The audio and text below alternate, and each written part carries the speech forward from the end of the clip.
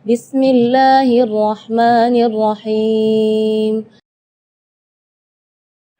Buah semangka yang hambar. Al-Kisah, pada suatu hari, Syekh Al-Imam Syakik Al-Balkhi membeli buah semangka untuk istrinya. Saat disantapnya, ternyata buah semangka tersebut terasa hambar. Dan sang istri pun marah. Syekh Al-Imam Syakik menanggapi dengan tenang amarah istrinya itu. Setelah selesai didengarkan amarahnya, beliau bertanya dengan halus, "Kepada siapakah kau marah, wahai istriku? Kepada pedagang buahkah? Atau kepada pembelinya? Atau kepada petani yang menanamnya? Ataukah kepada yang menciptakan buah semangka itu?" tanya Syekh Al-Imam Syakik. Istri beliau terdiam. Sembari tersenyum, Syekh Syakik melanjutkan perkataannya. Seorang pedagang tidak menjual sesuatu kecuali yang terbaik. Seorang pembeli pun pasti membeli sesuatu yang terbaik pula. Begitu pula seorang petani, tentu saja ia akan merawat tanamannya agar bisa menghasilkan yang terbaik.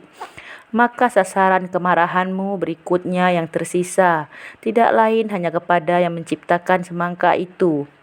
Pertanyaan Syekh Al-Imam Syakik menembus ke dalam hati sanubari istrinya. Terlihat butiran air mata menetes perlahan di kedua pelupuk matanya. Syekh Al-Imam Syakik Al-Balkhi pun melanjutkan ucapannya. Bertakwalah, wahai istriku, terimalah apa yang sudah menjadi ketetapannya, agar Allah memberikan keberkahan kepada kita.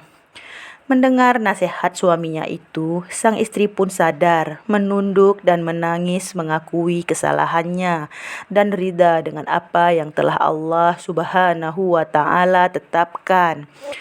Pelajaran terpenting buat kita adalah bahwa setiap keluhan yang terucap sama saja kita tidak rela dengan ketetapan Allah, sehingga barokah Allah jauh dari kita.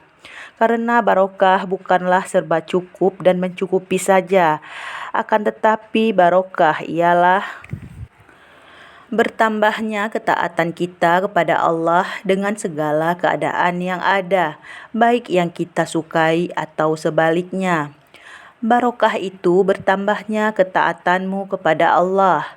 Makanan barokah itu bukan yang komposisi gizinya lengkap, tetapi makanan yang mampu membuat yang memakannya menjadi lebih taat setelah memakannya. Hidup yang barokah bukan hanya sehat, tapi kadang sakit itu justru barokah.